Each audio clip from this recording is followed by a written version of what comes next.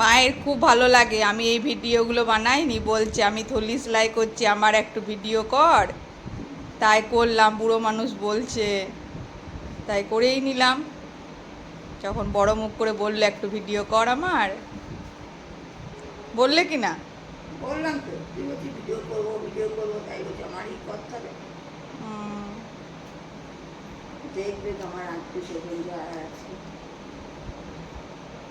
যে কত বয়স হয়ে গেছে এখনো কত কাজ করছে, এনার্জি আছে, তাই তো?